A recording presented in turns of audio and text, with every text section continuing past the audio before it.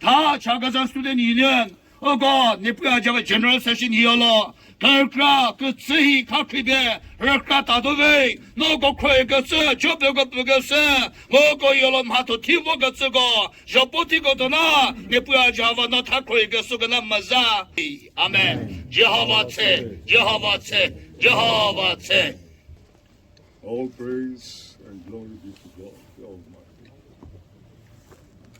On behalf of the government of Nagaland and all our well-wishers who are here this morning, and those who could not be here but their good wishes follow us, I, on this day, the 1st of February 2024, inaugurate the 77th General Conference of the Chakhesang Students Union at Losami Village, and do hereby also unveil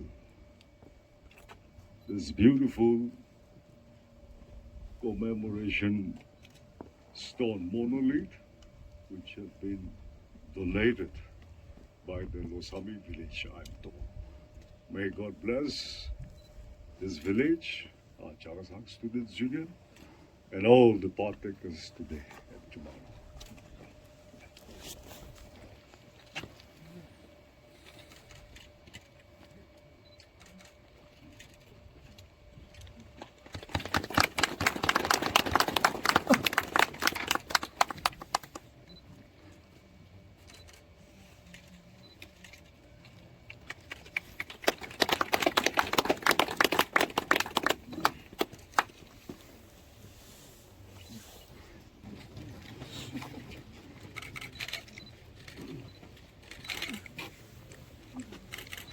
Thank you.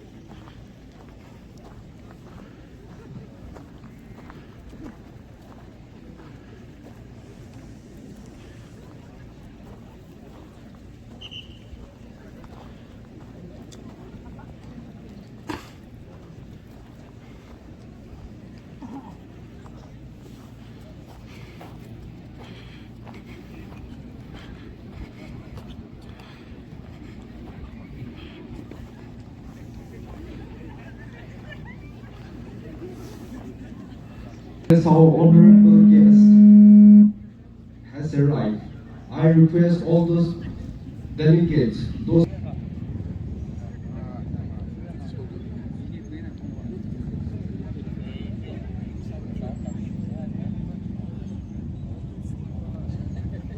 Ladies and gentlemen, it is with great awe to experience this auspicious moment together.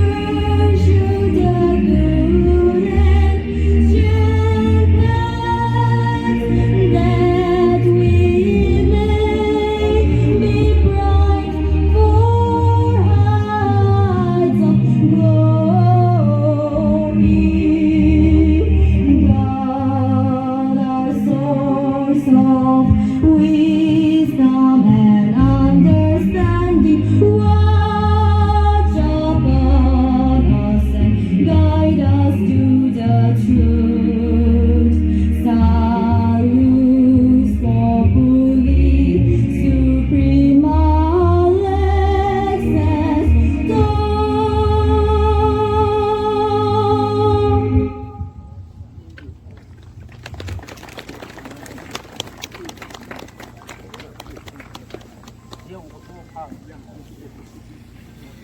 Of 77th CSU General Conference hosted by Losami Village. Losami Village stands as one of the largest settlements, beloved.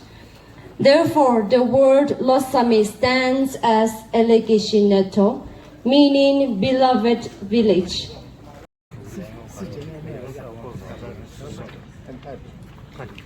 Precious moment with us. The Chakhesang Students Union 77 General Conference under the theme Breaking Barriers, Shaping the Future. I am Joseph Lohe, And I am Hikome Christo. and we will be the competitors for this session. At this time, I call upon the chairperson, Vevotometeo Tribunal General, to take over the session. Good morning, everyone. My dear Chakhesang people, friends, well-wishers from outside the community of our Chakhesang tribe, our inaugural guest, Chakhesang, Honorable Minister, Power and Parliamentary Affairs, Government of Nagaland, and all his entourage. This morning, the Chakhesang Students Union would like to welcome all of you to the 77th General Conference of CSU, to this inaugural function.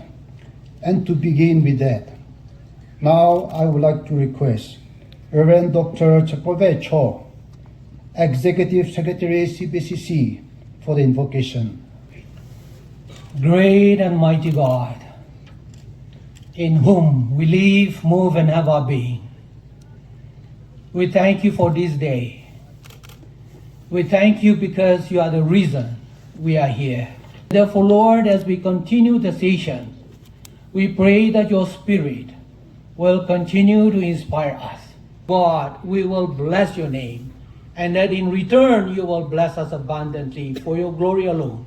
This is our prayer in Jesus' name. Amen. Amen. First of all, I, on behalf of the Chakhesang Students Union, warmly welcome our most honored special guest, Chakhesang, Honorable Minister for Power and Parliamentary Affairs, Government of Nagaland, and his entourage. While welcoming him and his entourage, I also would like to thank him for consenting to our request to grace the 77th General Conference of the Chakhesang Students Union, in spite of his heavy schedule and official engagements. It's an honor to be graced by the presence of such an accomplished leader like him. Thank you, sir. I also would like to warmly welcome all the program participants this morning, all the delegates from affiliated units of the Chakhesang Students Union, and everybody present this morning. This morning, I also would like to inform the gathering that we have two Chakhesang villages under Ukhrul district of Manipur state, namely Jesami and Troemi villages. And we are very fortunate that both Troemi Students Union and Jesami Students Union are in our midst today. I heartily welcome them to the 77th General Conference of the Chakhesang Students Union. And while welcoming each and every one of you to the 77th General Conference of the Chakhesang Students Union, I wish all of you to have a pleasant stay here at Losami and take back home the sweet memories you have created during your short stay here. Thank you. Thank you, Chisai Lohe, for the warm welcome. Today, as we are here for fulfilling reason with the theme, breaking barriers, shaping the future. Let us enlighten ourselves with all the tussle we are enduring and also the ways to pave for a greener pasture. As enacted in our theme concept, amid the complexity of our diverse background, it is in time of the adversity that the strength of our unity shine brightest.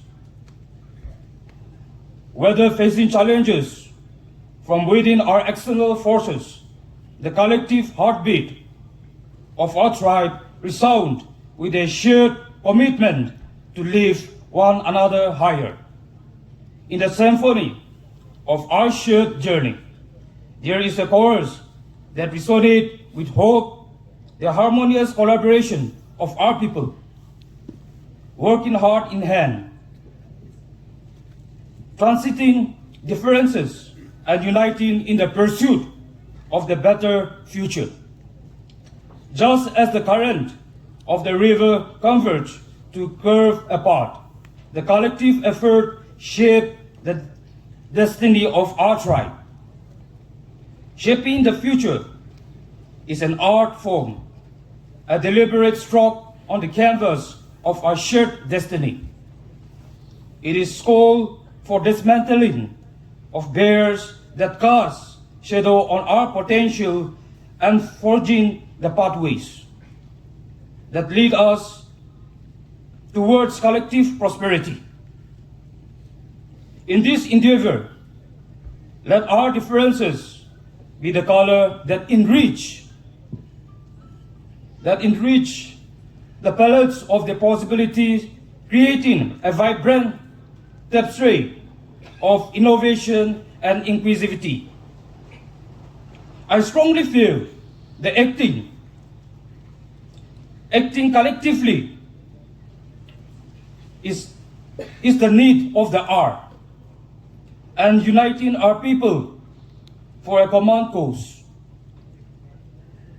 Uniting our people for a common cause can take us forward. It is my sincere hope that owing to our relentless endeavors, this conference will help our students take a strong resolution on how one can move closer towards the attainment of their goal. The Chakhesang Students Union has always remained committed to the ideal principle of protecting and promoting the students' community interests. As such, our team has also endeavored many times many issues related to the students' community.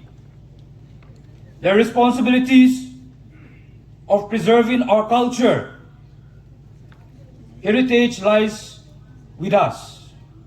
Therefore, it is imminent that together we shall all attend this conference with all the thoughts pondering and provoking meaning behind the theme of this conference, breaking barriers and shaping the future. Thank you. Let the welfare of the people be the final note.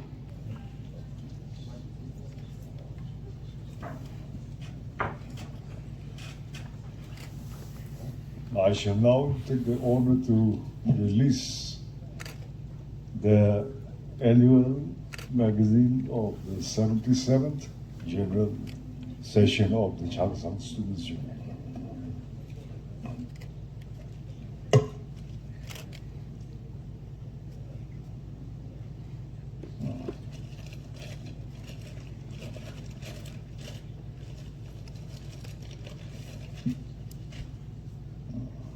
It's beautiful.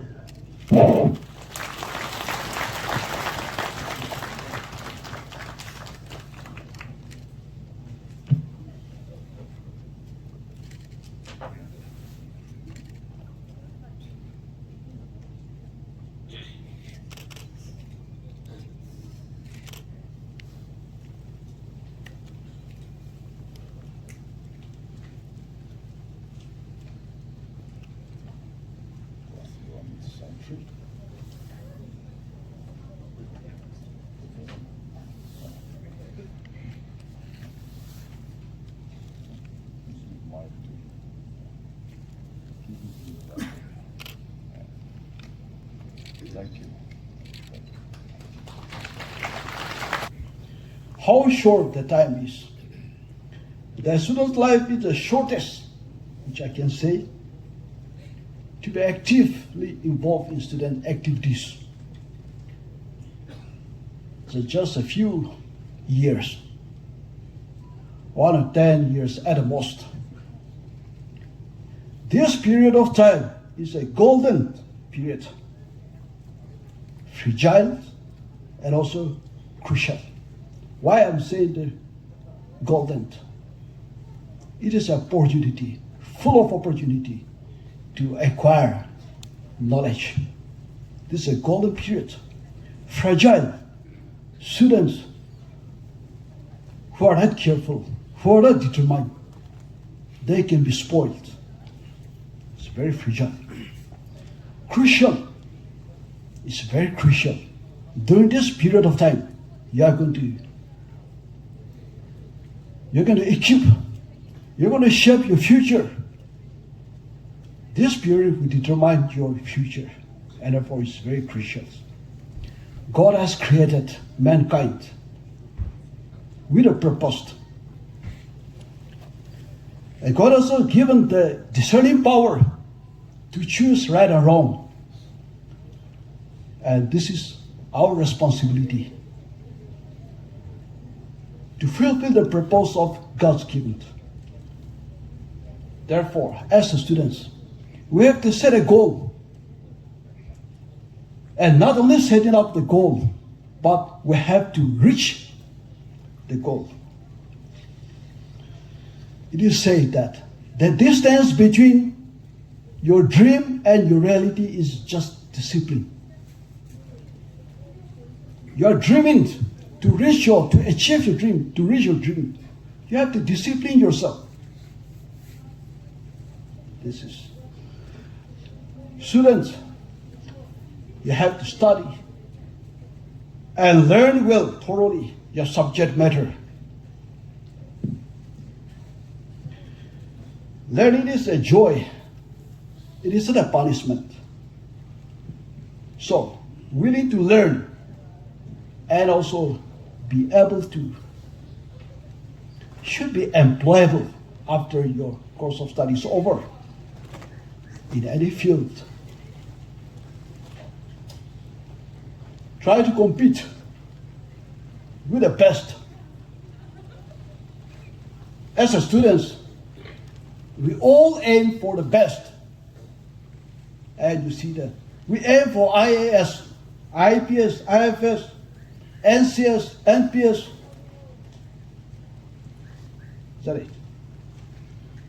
So many professions are there. Besides this, uncountable professions.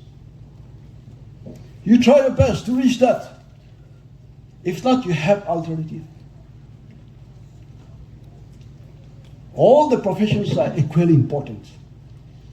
No profession is inferior if you are excelled in any professions. Your excellence matters. That it says that your attitude will determine your altitude. So be positive.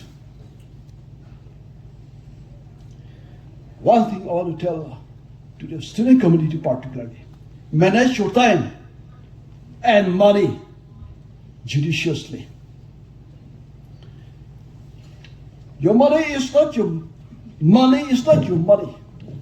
I want to tell our students community, money is not your money. You married. It is belong to your parents. Your parents are investing in you. You are studying on credit. You have to repay one day. It is not your money. You have to value your parents' sweat.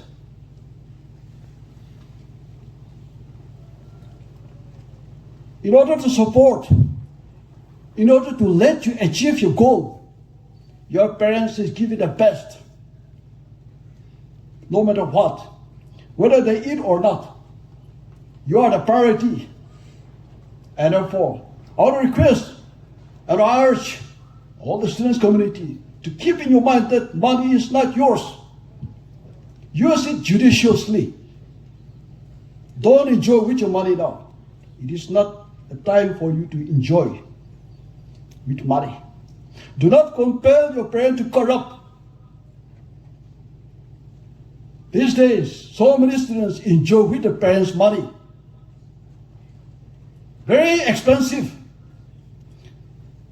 Ultimately, that compels the parents to corrupt in the offices.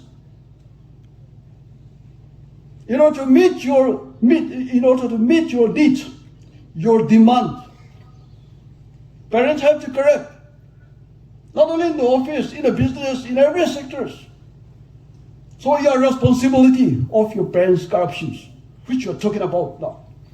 And therefore, I want to tell our students, be careful.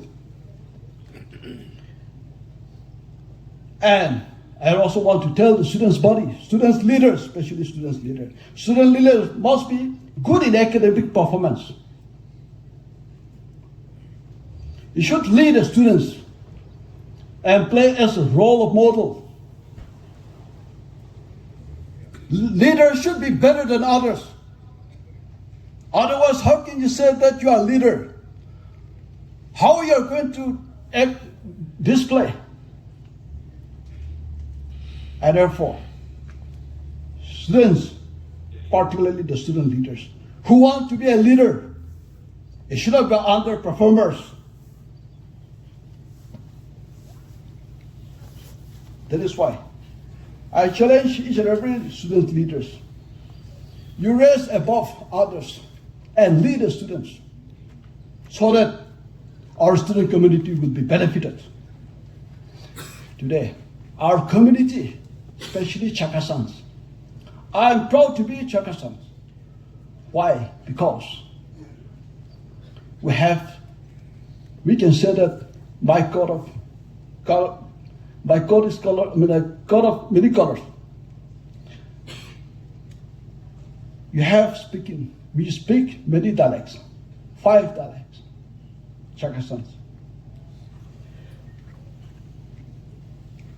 Like others, we are so rich in languages. And we have resolved to do away all the election system of all frontal organizations. But I'm very happy to learn that some of your former leaders have taken initiative, and then you have all decided that you are going to change the system.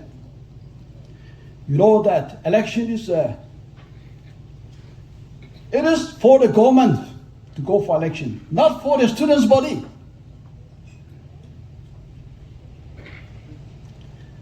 And therefore, when we change for the betterment. And we need change. Change is a must. Change for good. Change for better. Who refuse to change will not grow, will not develop. And therefore, I am very happy to hear that you have changed now for the better of our community, particularly the students and Chakhesang as a whole, in general. CPO is going to assign a very appropriate task to the new team this year. So, we work together. We will work cohesively in order to uplift our community. There are so many problems within our community, misunderstandings, difficult to come together. These are all barriers. I want to challenge our student community, our youngsters, to come forward. Be broad. Be more positive. Negativity can never lead us to success. So, today is a good opportunity for me. on behalf of Chakhesang community, I urge each and every one of our student community, the upcoming leaders, to be broad and we all see that. Not your interest, not your individual interest. Put the interest of the community first. Your interest will be secondary. Let us fulfill our motto. Let the welfare of the people be the final law. Let us uphold this motto. One of the best motto I can say. So, lastly, everything you do, it is said that put God first in your life. God is going to add everything. I'm not a theologian. Our reverends are here, but I want to add one more thing. When Solomon was anointed as to be an Israel king, what did he ask to God? He asked God, not for fame, not for riches, not for popularity, but he asked, give me the discerning power to govern my people. And God was very pleased. And I said, as you ask, your prayer will be granted. Besides that, I will add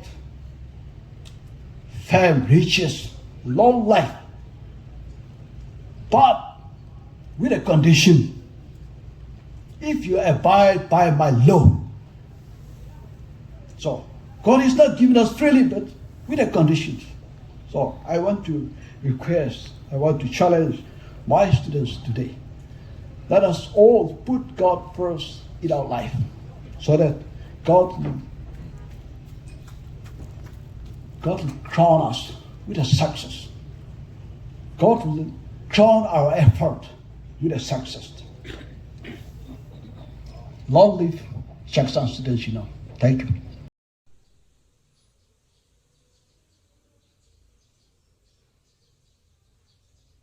I bring a warm greetings to you all from the office of the Northeast Students Organization. At the very outset, I would like to congratulate the President of Chakhesang Students Union and his colleagues for bringing this 77th General Conference of the Chakhesang Students Union a successful one, and also successfully completing their tenure. The Chakhesang Students Union, as I know, is one of the mother organizations of our community. Recently, the CPO, the Chakhesang Public Organizations, they have organized the 42nd General Session.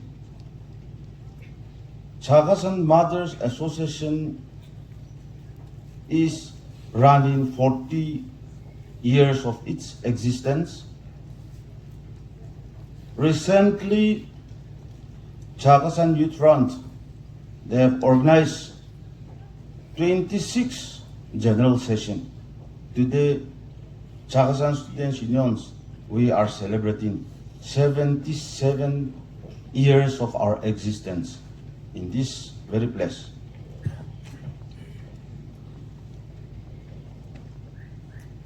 Chakhesang Students Union is one of the strongest and one of the most vibrant organizations in our Chakhesang community.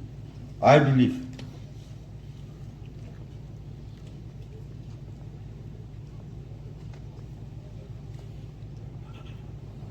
Chakhesang Students Union, as the former Speaker, our CPO President has mentioned, have chosen the motto, let the welfare of the people be the final law. I believe every successive tenures uphold the spirit of unity to bring the union, the community, a welfare community.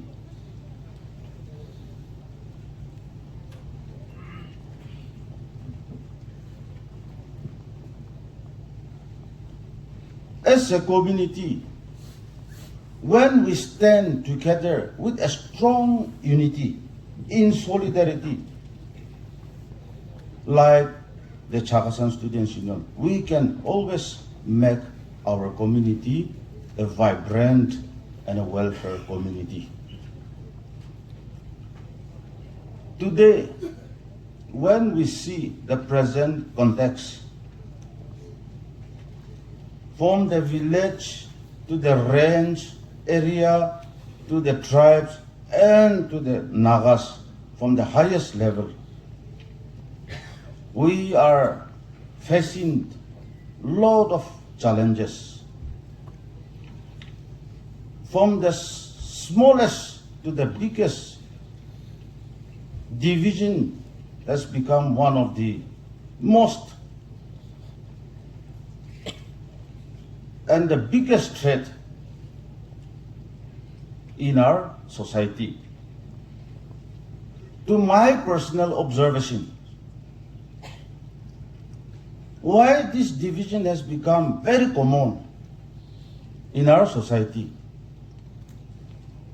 Because of the generation gap differences.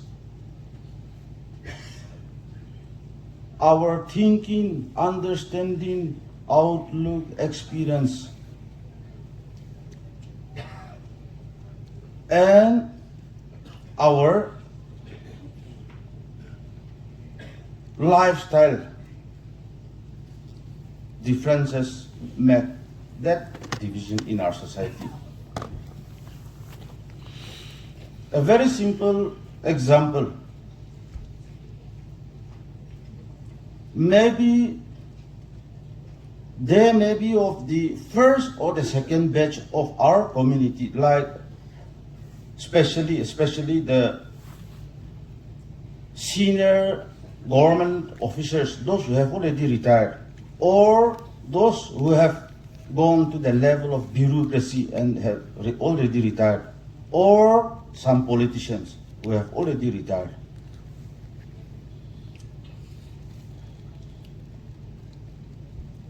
I should say that they are the elite groups.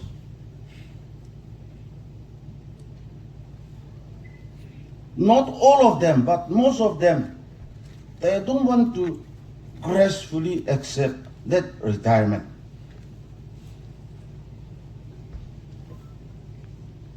And they have formed a group, or they have started involved in the churches or in the tribal hovos. Like the retired, especially not life retirement, but retired in their government sectors or social activities. But now they have formed such an organization like Thinkers Forum or Senior Citizens Forum, so and so.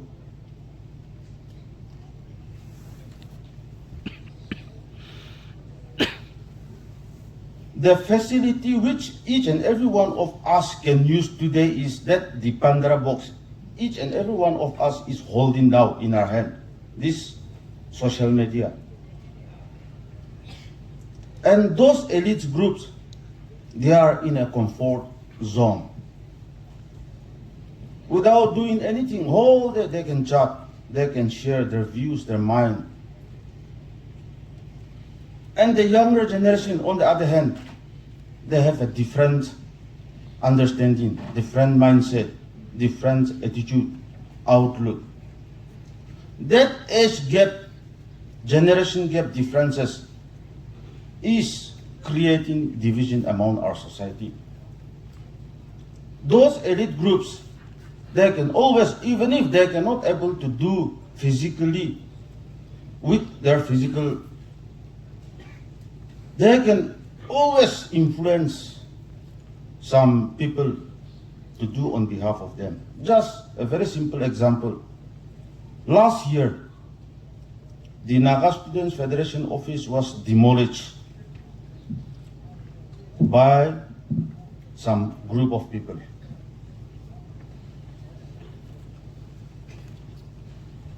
Tomorrow,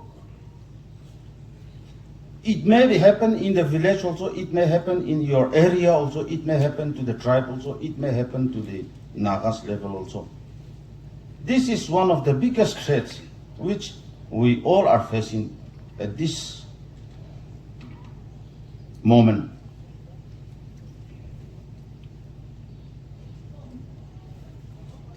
As a younger generation, I will never advise my student leaders not to respect those senior leaders.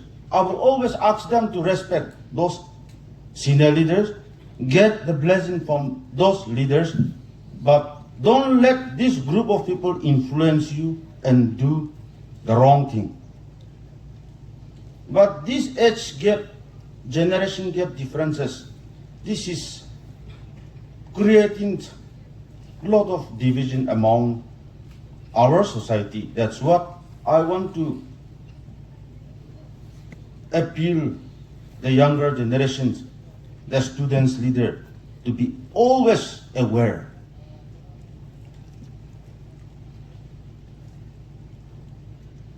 As we have experienced, we have seen, even in the churches, they have got so many divisions, even from the village level also. One denomination, maybe of the Baptist, they have a different church. Even the churches are divided within one particular village. Up to that extent we have seen today. So these are the important challenges and these are the threats which the present generation is facing. That's what, please keep yourself aware. We are living in a very complex situation. However, as long as we stand together with a strong unity, no forces on this earth can destroy us, as long as we stand together in unity. Our Chakhesang, the former speaker have mentioned, our unity is in diversity with languages. But that is the beauty of our Chakhesang community. We must respect each and every community, village, area. Language should not be the factor of creating division among our community. Therefore, I appealed both the outgoing team of the Chakhesang Students Union and the newly incumbent officials of the Chakhesang Students Union to uphold the spirit of true unity, leaving aside all those nitty-gritty issues and dirty politics, so that our community will prosper. With these few words, I conclude my solidarity message. Thank you, Kupnalin. Long live Chakhesang Students Union. I, on behalf of the Naga Student Federation, extend my warm greetings on the occasion of the 77th Chakhesang General Conference, Chakhesang Students Union General Conference. CSU has continued to remain one of the strongest federating unit of NSF. It stood firm and uncompromising when it comes to the students and our people welfare, abiding to our motto, let the welfare of the people be the final law. We had for the past 77 years give our best to remain faithful to it. The future of our pioneer, a senior who are honest, hardworking, reliable leader of our public, considerate of every common people's welfare, must be cherished and upheld all by our younger generation. Unity has been the driving force that guides our people, and it should remain to do so. Through unity, we have come this far and have witnessed exceptional leaders and personality who have led the Naga people in principle of unity in diversity. The younger generation should never forsake the touch of oneness as Chakhesang and in the greater picture in Nagas. Nagas, though divided between 4 states and 2 nations, we must remain to be united though our struggle for self-determinations, our unique history, culture, tradition, costume, and music and folklore. In culminations, with another successful milestone in the marathon of journey of the Chakhesang Students Union, I believe today teens breaking barrier, shaping the future, reflect the challenge we have faced as a community, as a student body, and as a movement. It is a testament to the spirit of breaking free from constraints that have held us back. At the same time, I believe breaking barriers, shaping the future sum up our shared vision of a progressive, inclusive, and prosperous Naga society. As the world progresses at an unprecedented pace, today we as a dignified people, as a Chakhesang, as a Nagas, we cannot afford to limit ourselves within the narrow confines of our boundaries and mindset. We must adapt, involve, and constantly push ourselves beyond the limitations if we wish to progress in tune with the rest of the world. I wish to briefly impress upon the youth and student community gathered here today. The future belongs to us, and the society as we see today is the byproduct of our own design. We are either part of the problem or part of the solution. Either we are liability or an asset to our family or to our society. In today's world, your degree only makes you a mere degree holder unless you are able to put the knowledge into practice and are contributing towards the overall growth in your family and society. I appeal to the youth who are idly staying away at home to come out from your comfort of your home and your social media, but take active participations in social activism. Experience the reality in its true self and take active participations in social activities. Take up the entrepreneurship and farming activities for our self-sustenance. No work, no job is too small, but there is dignity in labor and small beginning.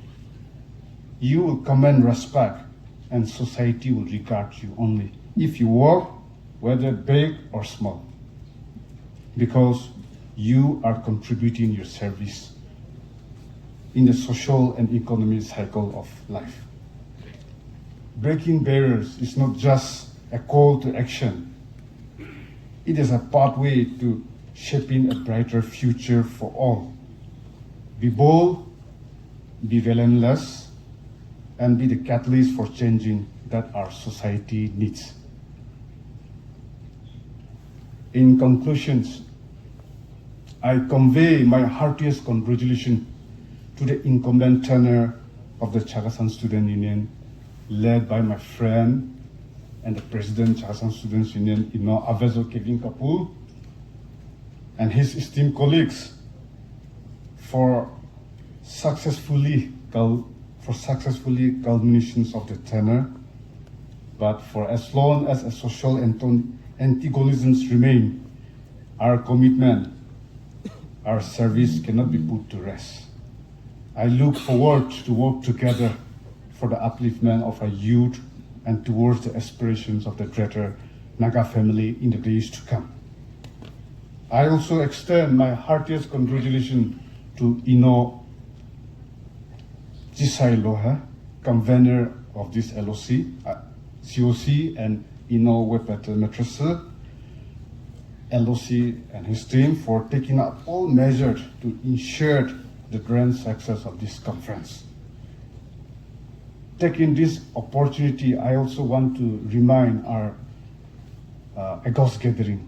I want to especially congratulate our Losami community, our Losami VEC, Losami Students Union, and our leaders of Losami for producing the first topper, HSLC topper in 2012, if I'm not mistaken, for producing a topper from government institutions.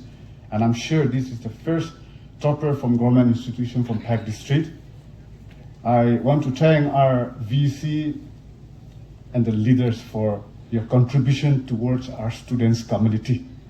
And I'm looking forward the rest of our Chakhesang community will take the example from them and contribute towards our students' welfare. And I also want to remind our education sector should not be an employment sector. It should be a human resource development center. And we cannot focus, and I want to appeal to our leaders that our education, our school cannot be an employment sector, but it should be a human resource development sector. That's how taking the privilege, I want our unit leader, our public to keep that in mind. Lastly, history tells us that Chakhesang Nagas have always remained at the vanguard in upholding the Naga identity, be it in politically, socially, and the culture fabric of our people. Ever since with the formations of the Naga Student Federation on 29 October 1947, since the very inception, Chakhesang Students Union has remained one of the most vital cornerstones in a difficult yet history journey of the Naga Student Federation. And I say this with conviction, with the fullest support and cooperation of the CSU as one of the 17 pillars. Together as a federation, we shall continue to be the driving force leading each one of us all, breaking barriers into a just, peaceful, and prosperous Naga society. May God bless our Chakhesang community. May God bless our Naga Student Federation. Good night.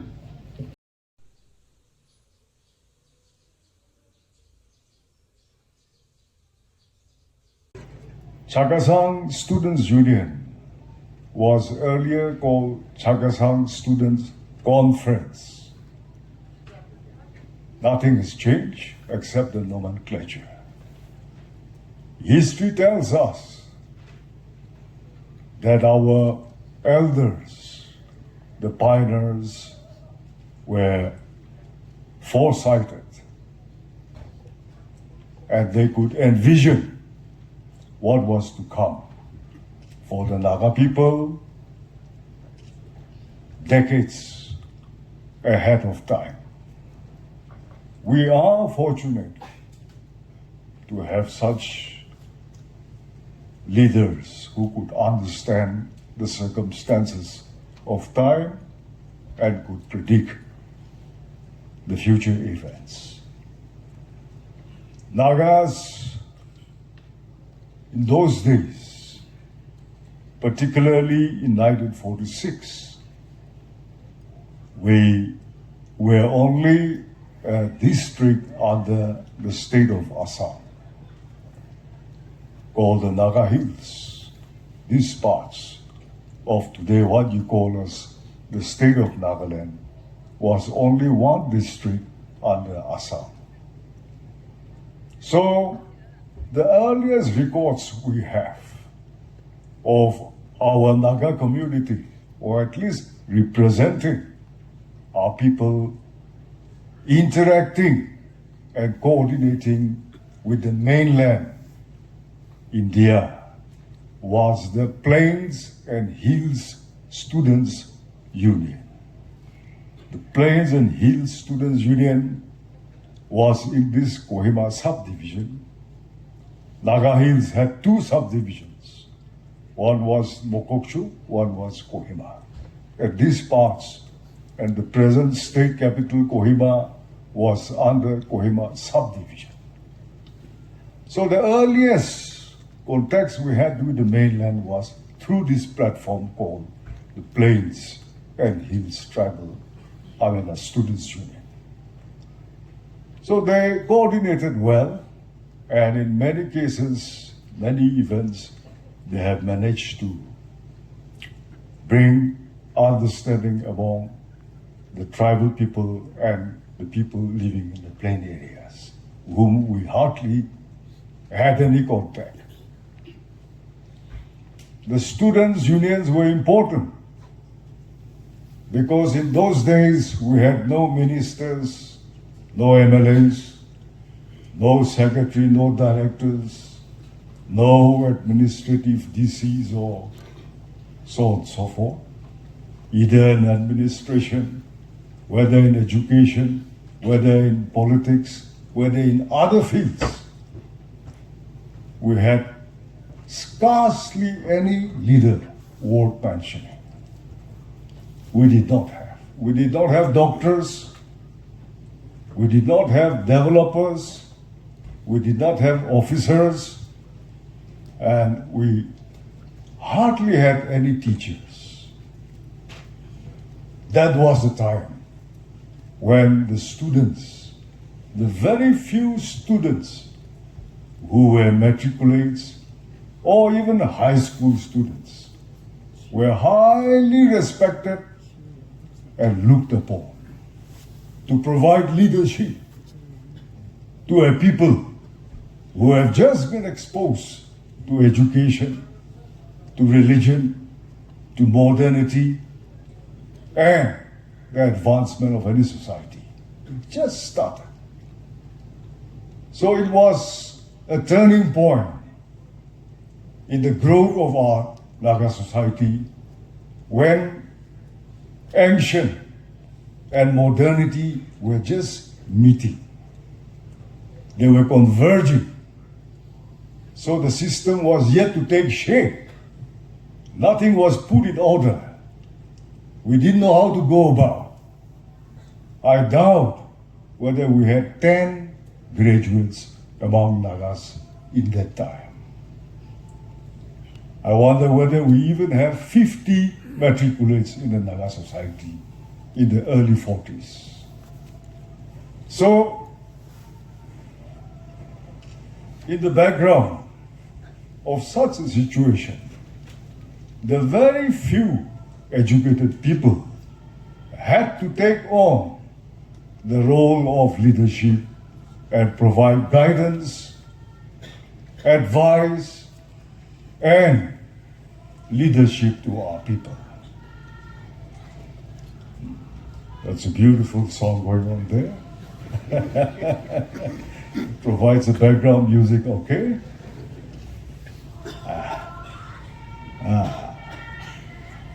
they have reached. So that was our humble beginning of evolving into the modern context of Naga society. And political aspect, we were confronted with a period just after the Second World War. After a world war with such high impact that has shaken the entire world, with so much chaos and turmoil, the world too was just reassembling and starting to gear up for the post-war period of human life on Earth. A time when there was a new dawn of political concepts, understanding, and also outlooks. So the approach was sudden. And the British, who had been ruling this part of the world for centuries, were just vacating India, which was the capital of the Asian continent, of their rule. They were liberating India and so many other South Asian nations, also so many other nations in Africa, especially in the southern part of South Africa. So caught in that sudden development of political changes, a lot has happened.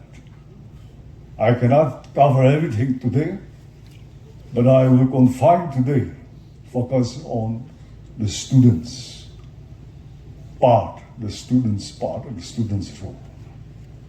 So that was when our leaders had also thought, after considering the huge underdeveloped situation in this present-day Phek district. We had no high school, not a single high school in the entire Phek district. We had not a single health center in the entire Phek district. A public health, primary health center, or a subsidiary health center was not there. We had only one Second World War, old British route, which passes through this Losami village. You'll see the old British road. That was the road to the present-day Phek headquarters from Cohiba. It travels through Fitzgerald, then comes to Chizame, then comes down to Losami, and then to Phek.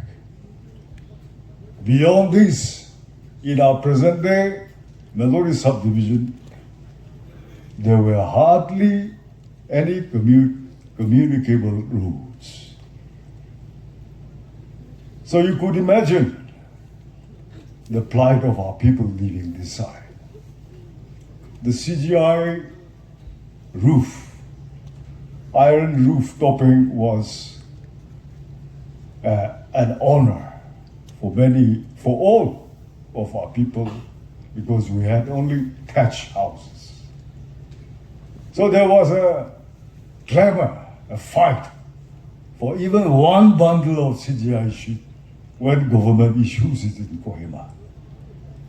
Unfortunately, it never hardly reaches our side, because it took 3 days for, we call it convoy, Dodge, the British Second World War leftover trucks, not this Shaktiman, but Dodge and another Nakjepta, they used to say, they call it. Some remnants may be there. Those used to fly, and it took us 3 days to reach here, back those days. And we had few paddy fields only. Population was increasing. We had to feed more mouth, more children. Our fields were becoming insufficient to feed us. So the larger part of our population depended on the CPO rice, not Chakhesang Public Organization rice, but the CPO supply rice which we get. So they used to divide from Kohima, from the main stores for our side also. But things go mostly according to the tribal lines or the tribal basis, the quota go. Even for schools, tribe-wise, or hospitals also tribe-wise, CGI sheets, or rice, or red blankets, which our people really like. These were also rationed out and they were distributed tribe-wise. So here was the catch. In facilities also, it goes by tribe. So our tribe then, the Angamis were quite large. Angamis were Eastern Angamis, Western, Southern, Northern Angamis. It was quite a huge tribe among the Nagas. So often, very often, when it comes to division for supplies of any benefits, we used to run short. The smaller tribes had enough. They get even more. But since it has to be divided equally, it hardly covers our side. But this has been going on for many years. Our leaders understood that tomorrow, with a new political arrangement, which may come any day, even leadership and representation will also be based on tribal lines. And we may again suffer for not being represented equally or sufficiently. So it is best that we also form a different segment and become a full-fledged tribe, so that in terms of representation and leadership, or in terms of benefits, development, and in every way, we will have our own share. We will get our own share in every way, in every sense. So that is why the few students, educated people of those days, led by your late grandfather, Mr. Goy Prakene, he being the most educated, the first educated among our tribe those days, the responsibility of carving out a different entity had to rest on his shoulders and his head. So with the support of all his colleagues and the educated people, the leaders of those days, they had gone on to create a new tribe called Chakhesang in the year 1946. And that is when we formed our separate tribal students union and named it Chakhesang Students, as we would like to call it today, Union. And that is why we are 77 years today. What happened was, he was the president of the Plains and Tribal Students Union back in 1944, 45 onwards. And it slowly transformed into Kohima Sadar Students Union. Because in a subdivision, you have SDO Sadar, as we like to note these days, the capital area, the headquarter area. So this Kohima Sadar Students Union encompassed the present day Chakhesangs, Angamis, Peren, Zeliangs, Pugoboto Kukis, Amena Semas, then the Mazipema Kuki Dalong area of Kukis, and a few more who are indigenous to us these days. It comprised of that. And they went on with this nomenclature. Some other day I will tell you about this, I will share to you about this, the histories too. So it was during that time that we have created Chakhesang tribe and the Chakhesang Students Union came into being. The Rengmas were also part of that. So in 1946, when the present-day Chakhesangs, along with the then Chakhesangs, our Puchuri brothers, were part of us, we separated and became a different students' body. Rengmas also, Zeliangs also, Kukis also, others also followed suit very soon, and the ensuing years, a little later.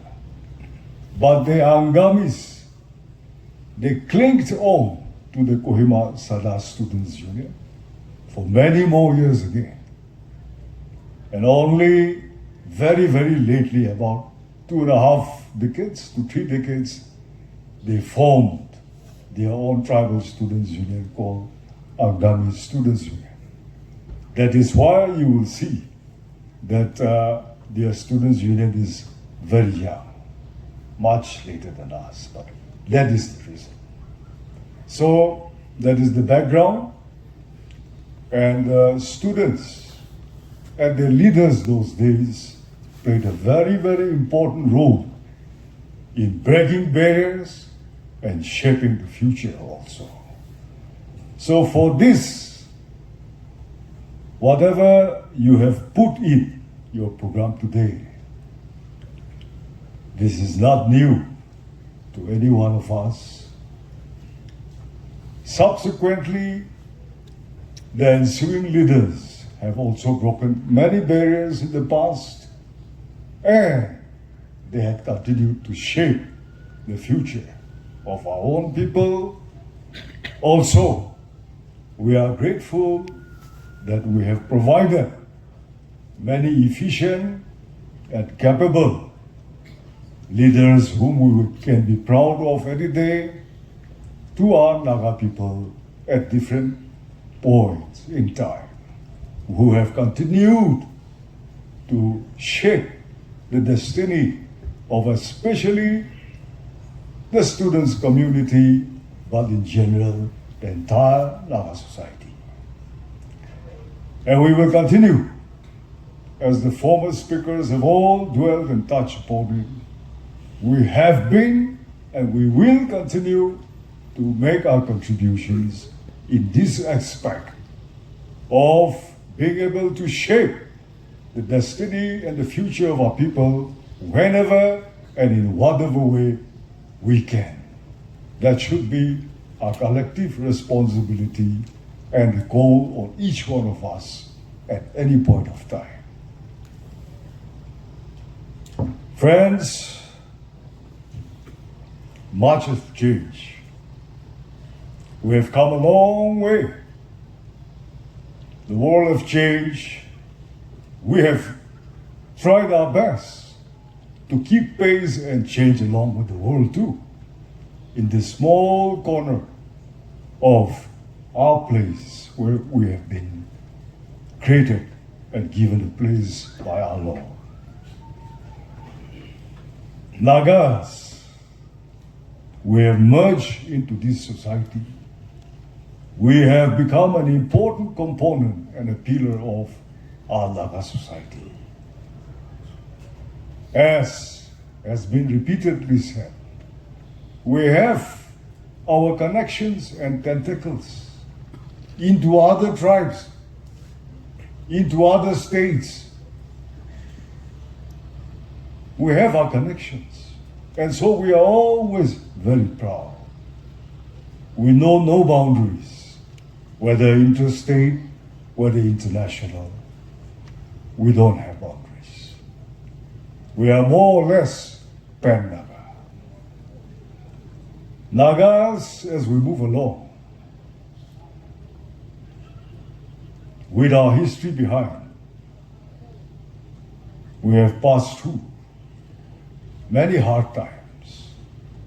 Sometimes, looking back at our situation, I wonder what kind of punishment, penalty we are facing. Unlike other communities, we have had to continuously confront with our situation around us throughout ages. Unfortunately, it's a long, sad history, checkered.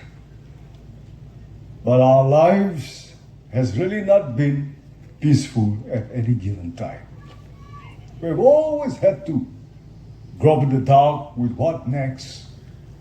We've had to confront and handle and tackle the present situation, carve out our own path and destiny, and move along. We're always at odds with time, with life, with situation. It's sad. So we have never really had the opportunity to fully exploit our inner human resources also to its capacity. We are a gifted people in terms of personality, qualities, and virtues. We are a gifted people in terms of our topography, geography, and everything above the surface and what we have below it. One of the most beautiful places. We're not earthquake prone, neither are we drought prone or flood prone in terms of natural calamity. We hardly have any sickness or diseases which becomes a plague and have, swept across the length and breadth of our inhabited area where we have been threatened to be annihilated. You look at our vegetations, you look at our weather, our climate conditions, see the fertility of our soils. Everything we're gifted. But in our social, political aspect, we have had to struggle from day one till today. The past, out of our ignorance and lack of understanding, because we were shallow then, not educated, the level of our intellects were limited, we could not comprehend, study in general, and arrive at a certain opinion that it was, and it is like this. It has to be like this. So we only reacted to the situation by cursing, condemning, ridiculing, whatever, in a negative sense. And at a certain period of time, or to a certain section of people, or target our anger, frustration to a particular person, and blame it on him and time that we are in this condition today. I would say that was a way of venting out our frustrations, our anger. As human beings, you have to bang something, shout at something, you got to vent out your emotional outburst. So we found relief, or we found a way out to try and compromise and console ourselves by doing all that. All right. As a young, immature society which is growing, we will have to encounter all these stages of refining and maturing into a more civilized and acceptable people, and be proud of ourselves as a citizen of the great humanity, mankind. It's all a part of it. But with the amount of intellectuals we have today, thank God, We are one of the highest literate states in this country today. We're almost overtaking the #1 states. Look how we are able to communicate in a foreign language. These are all blessings from our Father. We have to thank our parents, our guardians, who have toiled, struggled, sweated, and paid every penny to make you and I to be able to be educated, speak, read, understand, and communicate in English today. We're proud of it, we're grateful. But today, when we have this much of intellectual resources and the educated support that we have from among our community, so much so that even the foregone generations in their prime have learned and picked up and become familiar with what English is and what are we saying. They understand. So, living at such a time, with this type of citizens around us, today our perception should change. Our understanding and our approach to life and our situation should change. You have overheard this morning some of the speakers say, don't lean on the intellectual advice of certain spent forces. They have passed their primes. Exactly. I would also say, even a book is written by an individual. Millions study the pages from his version, from my version, if I'm an author. What I see and what I look and see and observe and understand and believe of a certain person, an event, a situation, or history, I pen it.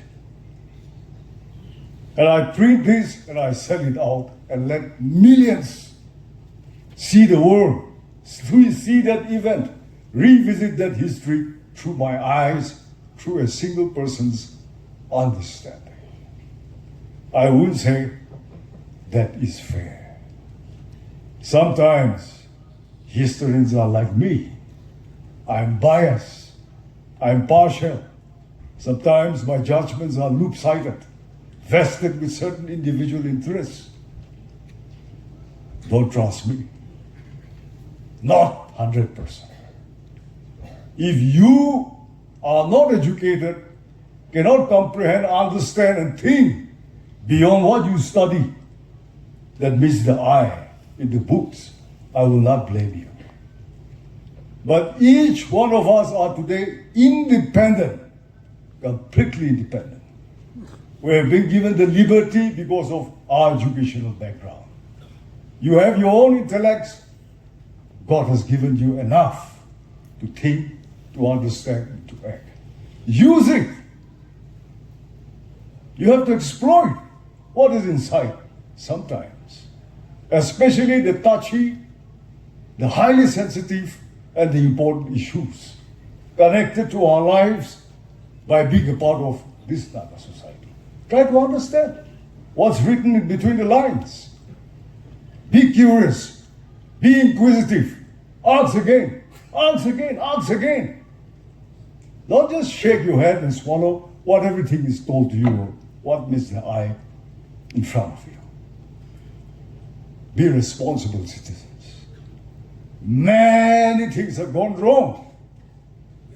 Many truths have been buried. We are yet to uncover many facts which have been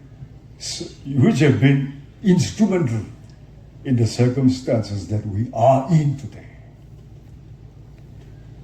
But I will say that we have to start on a new note, on a clean sheet. We have missed many opportunities as Nagas. Let us not try to point fingers and stop this blame game somewhere. We have to stop this. We are not on a witch hunt. What is going to happen if we are able to particularize a certain person, a certain section, or a certain event and blame it? That's not going to change history or our circumstances.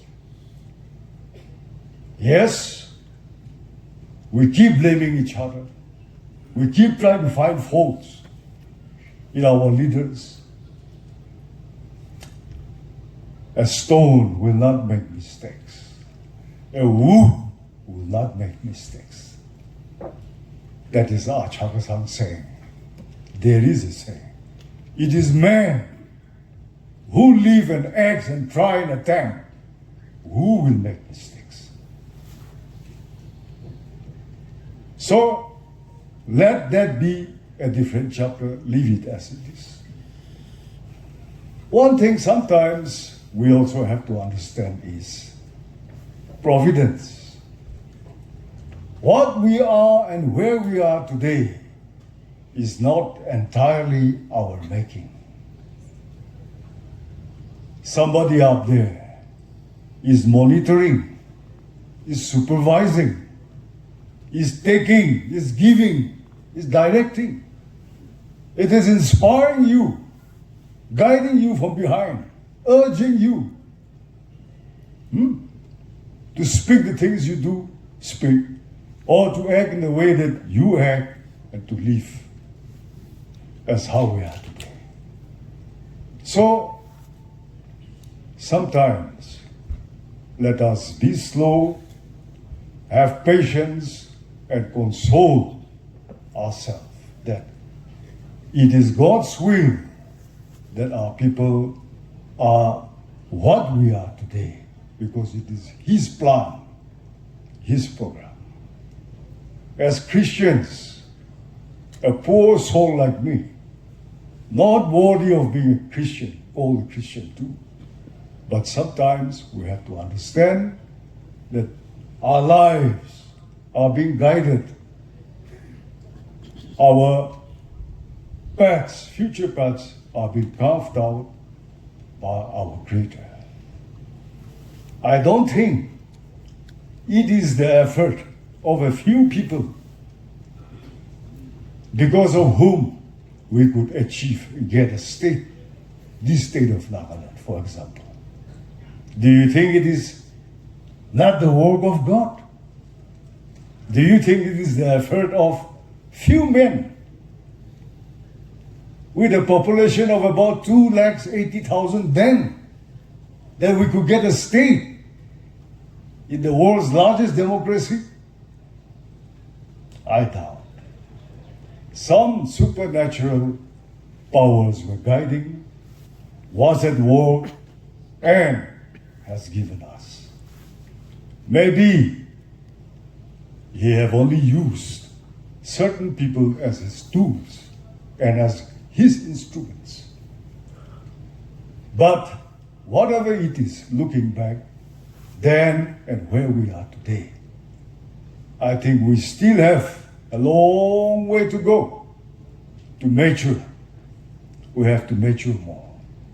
And unless we prove ourselves to be mature and responsible enough to take on and shoulder a heavier, higher, more important responsibility, our aspirations will not just fall or come by out of the blues.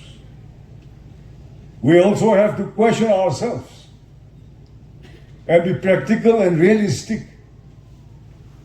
Can we really shift to an entirely different political environment if the situation happens in that way suddenly? For better or for worse, how prepared are we if we achieve our aspiration of a sovereign, independent Nagaland? How prepared are we? The task of nation building is not easy. It is one of the hardest things. I've been watching India, just India here. They have liberalized only around 1991, after they were independent from 1947. Highly conservative. And how much generations after generations have sacrificed and put in to make this country what it is today. The amount of sacrifices, investments from different aspects which has gone in to make the country that it is today. Not joke. How ready are we? Do we see ourselves as a people capable of it just now or not? Can we be just? Can we be fair? Can we provide that type of leadership which is supposed to be given to a people, a deserving people, a nation, a citizens who will back us? Highly questionable. One side, are we prepared to sacrifice and face the situations which will come if we truly and really start a revolution? Look at our neighbors, Myanmar. This kind of civilian public uprising, can we, years together now, more than a decade, after the junta government have denounced the democratically elected government of Aung San Suu Kyi, everything has started. Today it is at its peak. No one can say which way it is going to go tomorrow. But for all that I can see, my humble opinion is that this country is going to collapse. It will. There are certain forces at work who wants to bring back their monarchy after nearly 2,000 years. Who have ruled Myanmar for 2,000 years. But the way we see and study the people behind, I'm not convinced. So the North will be another story, the South or the further East may be another story. But the government of the day, the junta government, their days are numbered. But you look at the amount of sacrifices, the endurance, the tolerance, and whatever the people have been confronted with. And finally, there is a light at the end of the other tunnel. Are we so resilient? Can we endure such kind of challenges, situations, or not? Think again. If we mean it, we are ready. But the people are citizens, whether we are ready or not. To give up all the government jobs, big or small, from the chief secretary up to a peon and chowkidar and sweeper. Come on. Are we ready to tender our resignations? Are we ready to give up the trades that we have with others and become self-dependent? How many hours can we stay without power? How dependent we have become of it? What are we producing locally? How many weeks or months will it sustain us without supplies from outside? How about our cars and vehicles? How long will it run if the fuel supply is cut off? How many hospitals will function and continue to treat the patients if the supply chain of medicines are cut off? we can go on and on and on. Study our circumstances. Can we? I'll leave the answer to you. I want to provoke your thoughts. What is reality in around us? You have to study. So given this situation, it's a Herculean task, and nothing is going to happen overnight. So we have to live with a balance of reality and a myth. Aspiration is a dream. It is still a myth. What is reality is fact that surrounds your everyday life. Somewhere in between, let us strike a balance and live our lives properly. The best out of the given situation. So, a balanced approach in your thoughts, balanced approach in your life, day to day. Let us have self-restraint. Don't go overboard. Do not become too emotional, but let us not lose our identity and ourselves and forget our history. My last point. Nagas, I've been saying again and again. Everywhere we go, our culture is very important.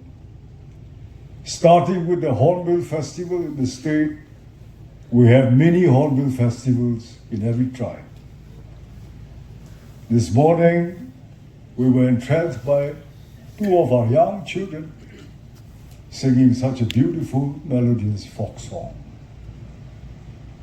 It is well, from head to toe, whatever fineries that we adorn ourselves with, whatever we wear, our ornaments, and the songs that we sing, the folk tunes, folk tales, folk dances, and our clothing, we don't forget, and we continue to make it a part of our lives. Just like that, let us also not forget our qualities, our traits, our habits, our mannerisms, our nature, and our character. One side of it we continue to preserve, practice, and promote. It is work. It must be. But the other important side is our virtues we are forgetting. Look at some of the greatest scholars, anthropologists, historians who have come and as a soldier and have walked in this part of our land. Dressed in camouflage. Yes, wartime they had to wear a hat, carry a rifle. But inside those uniforms they were scholars, historians, anthropologists, highly intellectual people who came. And they have studied us, lived with us, seen us, and have jotted down, written such beautiful passages in history books, which are available. All the best attributions to any human being, mankind, have been written in favor of us, attributed to us.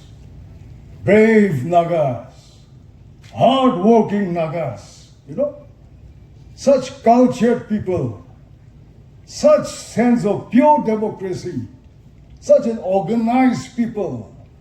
They have no jails because they have no criminals. They never locked their house because there were no thieves. There's not a single case of rape, burglary, theft, nothing. Yes, in war, we do take hats, but that is love. That is war. So in love and war, all is fair. But at other times, we don't murder. We are solely, purely self-dependent. We live by what we till, soil, labor for, and we survive that way. We don't depend on others. We don't cheat others.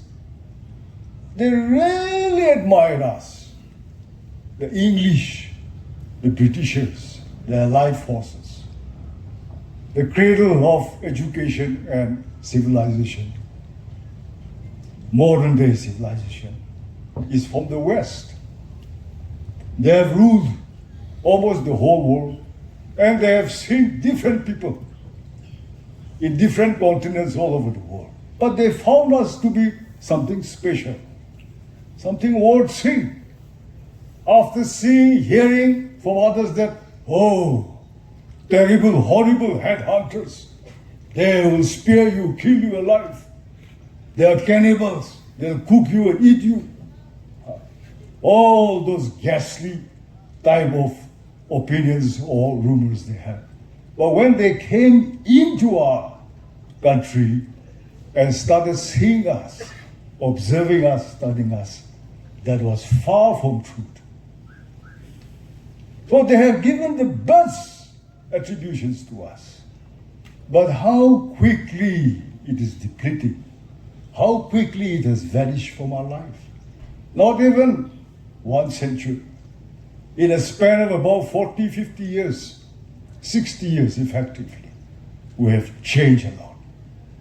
Thousands and thousands of years of our priceless inner qualities, virtues, personalities have been drained in our pursuit, clamor, race for money.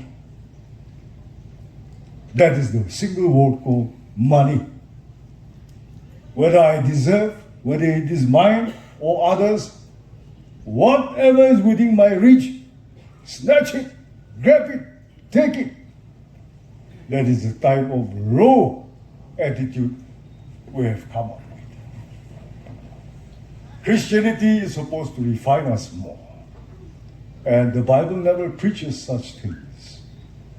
But as a young, immature society, we are abusing everything that is at hand. Young friends, punctuate it. You should know when to put a comma, a hyphen, or a full stop. I think we are going overboard. These are not our traits. These are alien cultures and habits to us. We're ashamed of this. The worst. We live in between two of the greatest ancient civilizations and great countries they are today. The most populated countries in the world, India and China, on both sides of us. We are not adopting their culture, neither a Chinese, neither an Indian, nor a European culture. This is something unique. We have turned out to be some super breed, I must say. Scary, unfathomable, something which is completely alien to us. We hate each other like anything. We have no more shame. No shame. We have no more love. And we have no more fear. We have no more fear. When we were not Christians, our ancient religious leaders, if elders said, "Curse you," we are so scared.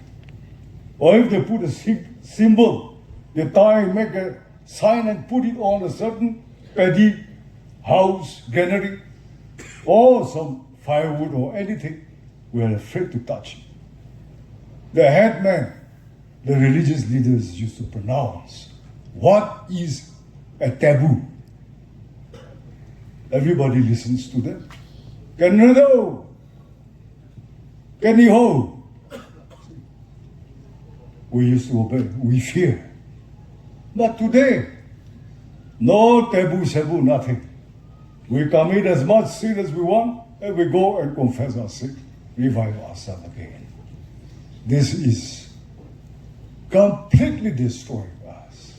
It is not like this. Few years back, you were all kids, I know. Some of the leaders, elders here, know. If somebody dies, there was a gunfight.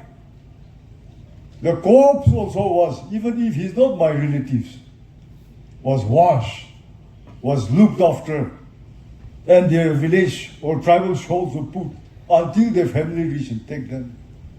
101 people used to condemn on the newspapers for such kind of murders, fratricide.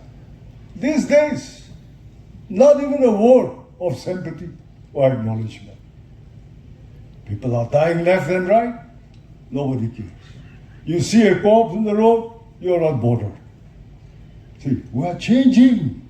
Unconsciously we are changing.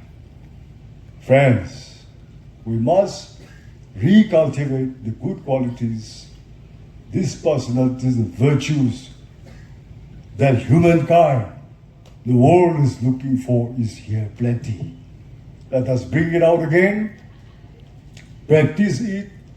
We are very few, just a drop of water in the ocean, but the world will love us and recognize us and make these personalities and virtues as a part of our identity only if we live by the ancient qualities. Here is a chance to be a very good and responsible citizen, international citizen of the world. Finally, to the Chakhesang Students Union and student leaders at all levels, don't give too much importance to politicians. We are not good people. We will corrupt your mind. Don't keep calling us. Don't keep giving me this platform. I may change you into animals. Be careful. I have the means. I have everything with me. I'm powerful, you see, and influential. So be careful. Students, we have been also students our life. I remember coming with those motorbike escorting me, my own Royal Enfield bullet bike when I used to come to CSU conference. Those were the days, once it's spoiled, we had to push it for 4.5 kilometers, not riding, but pushing it. We used to sleep in straw houses. We sit on benches made of planks. Today you have all the luxuries. Okay, life has changed. But we used to call professors. We call doctorates in the field of education academicians. We call school education directors. We call retired officers who have served in the education department. We used to give platform to the senior, very senior, elder, responsible citizens to exhort us, to talk to us. And we also interact with them. We don't just let them go sit and go away. No, we ask questions. There used to be interactions. You will tap, you will understand the golden treasures from such people. So don't make politicians the center of a student's life always. We are your parents, we are your guardians, we are your leaders. Let me do my part. Do you have some problems? Be it financial, be it any other thing, you are free to approach me. I will do whatever I can do to see that your whatever programs I had, all of us will harvest little and give you. But don't make us the centrifugal force, the personality, the pillar around which the student communities should revolve. You mind that. You make it a practice. We have so many chairmen of Nagaland Public Service Commissions. We have with us Zapra is alive. You have seen Kehapoyo Puro. They were both chairmen of NPSC, both educationists. We have present member also. Now we would like so many officers to come out from our community. They will have many things to tell you. And so many other retired government officers and seniors, you tap the potentials. They are elders. God forbids, but you never know how long, how many more years they will live with us. The younger ones, leave us. Hopefully we will live longer with you more, but give them chance. Another thing of encouragement is in such occasions, you give just a citation, one certificate to a district education officer or to the headmaster of some of the best performing schools, to a teacher who is so honest that in all the working days, he or she is 90%, 80% present, or to some secretarial staffs who go overboard, walk an extra mile to see that their school, their institution, or education in general lives up to their standard. Or you give a citation to a doctor, or somebody sometime somewhere, as a human being who does not want a pat on the shoulder, saying, Chabas, you did it. And this kind of gathering, where all the people who matters are here, it will be a pride for them to come and receive it. And this encouragement will go a long way in their performance again. They will give us back much more than what we gave them. How much does it cost? 100, 200 rupees a certificate? They will proudly hang it in their command room and show their children, their grandchildren. Look what your father was, what your grandfather was. You live like me. That is how it will be. So you make it a practice. I've taken a lot of time. God bless you all. Long live CSU.